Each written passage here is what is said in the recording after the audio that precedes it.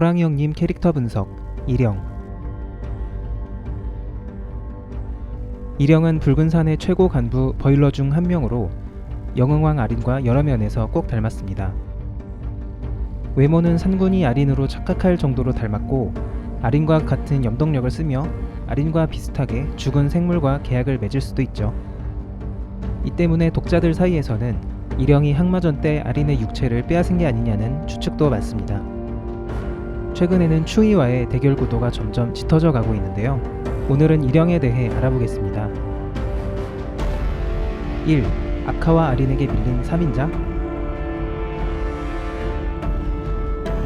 이전 영상에서 말씀드렸던 것처럼 아카, 아린, 일영, 흰눈썹은 같은 가문이거나 혈연 관계인 것으로 추측됩니다.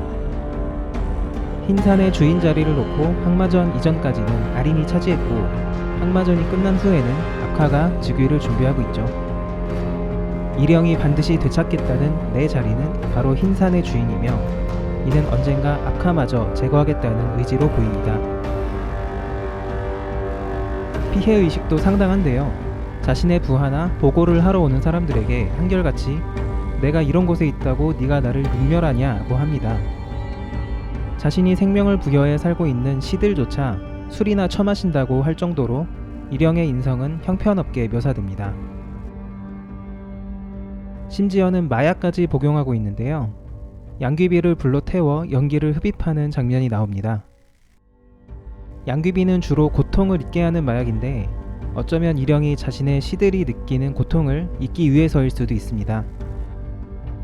그러나 이를 감안하더라도 마약까지 하면서 막장으로 사는 모습에 아카도 신뢰하지 않고 부하들도 무시하는 것일 수 있습니다. 마약 때문인지 자신이 열불 내며 지시한 것조차 자주 잊어버리고 머리가 지끈지끈 아픈 묘사도 자주 나옵니다. 반드시 찾아내라던 망태기는 몇 번을 말해줘야 기억하고, 용 아니냐며 난리 법석을 떨던 흠원 사태마저 기억을 못하고 있습니다. 이처럼 일영은 자신이 최고가 되지 못한 것에 피해의식을 갖고 있으며 자신의 몸을 막 굴려가며 살고 있는 상태라고 볼 수 있습니다. 2. 일영은 아린의 몸을 뺏었나? 일영의 외모는 아린과 거의 비슷합니다. 일영을 처음 본 상부는 아린인지 아닌지 알 수 없을 정도였는데요. 게다가 아린의 능력인 염동력, 괴력, 생명을 나누는 계약 등 아린과 일영이 닮았다는 묘사들이 대놓고 나옵니다. 이 때문에 일영이 아린의 몸을 빼앗은 것 아니냐는 궁금증이 많은데요. 저는 개인적으로 몸을 빼앗지는 않았다고 생각합니다. 먼저 외모가 닮았지만 완전히 일치하지는 않습니다. 아린은 머리에 두 줄 가닥이 있고 일영은 없죠. 게다가 일영은 얼굴 전체와 상반신까지 이어지는 긴 상처가 있는데요. 마치 아린의 회축에 스쳐 맞은 듯한 상처입니다.